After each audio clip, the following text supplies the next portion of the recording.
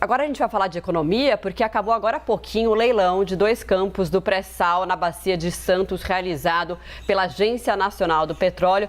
A Priscila Yasbeck vai explicar para a gente o que foi arrematado, qual que foi a importância desse leilão para o governo federal. Bom dia para você. Bom dia, Má. Bom dia, Dani. Bom dia a todos que nos acompanham. Antes, essas palavrinhas aí são um pouco técnicas, então a gente preparou aqui uma tela para explicar o que significa o leilão da seção onerosa do pré-sal. Então, aqui a gente tem o que é esse excedente, né, da seção onerosa. É o óleo e o gás que vai além dos 5 bilhões de barris que a Petrobras tem direito. E da onde é extraído esse petróleo? Da camada do pré-sal, que é a terceira camada que fica abaixo do nível do mar. Ou seja, uma camada mais profunda da onde é tirado o petróleo. A gente vai falar agora, a gente vai mostrar uma outra arte mostrando quais foram os resultados, então, desse leilão que acabou de sair. O vencedor do campo de Sépia foi o consórcio formado pela francesa Total Energy, junto com a Petronas, que é da Malásia, e QP Brasil, que é do Catar. Eles ofereceram um percentual de repasse de petróleo de 37,43%, bem acima do mínimo, que era de 15%, então com um ágio de 149%. E a Petrobras exerceu o seu direito de atuar como operadora, então também vai entrar na exploração do campo de Sépia com uma participação de 30%. Aí aqui a gente tem o valor do bônus de assinatura, que outorga o valor que vai para os cofres públicos de 7 bilhões e 100 milhões de reais.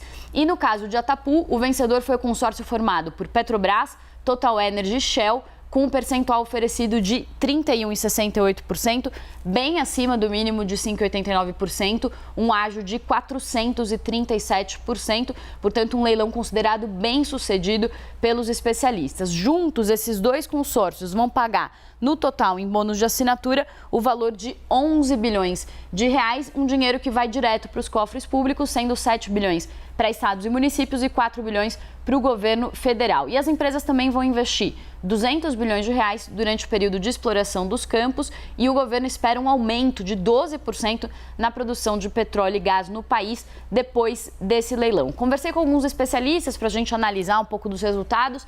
O Lucas Godoy, que é da Go Associados, falou que o leilão então foi bem sucedido, com bons ágios, com um percentual bem acima aqui do mínimo que era exigido, e ele destacou como positiva a participação maior de grupos estrangeiros. Então ele falou que na primeira rodada do leilão da seção onerosa em 2019 houve um ponto negativo, a Petrobras era sempre a líder junto com algumas ofertas de grupos chineses, e nesse leilão nós tivemos 5 grupos diferentes como vencedores, sendo 4 grupos estrangeiros. E o Adriano Pires, da CBIE, falou também que o leilão foi um sucesso, e ele destacou que, como a Petrobras já tem investimentos na Bacia de Santos, ela quis participar dos 2 campos, mas ela perdeu o primeiro campo aqui de Sépia, ela entrou porque ela exerceu o seu direito, e isso mostra que houve uma concorrência aí nesses campos. E ele também notou que a Petronas é da Malásia, QP é do Catar, então ele também falou sobre a participação das estatais na exploração de petróleo aqui. Isso é um movimento, viu, Maidane, que está acontecendo no mundo inteiro, das estatais ocupando o espaço que algumas empresas privadas estão deixando de ocupar por causa da transição verde.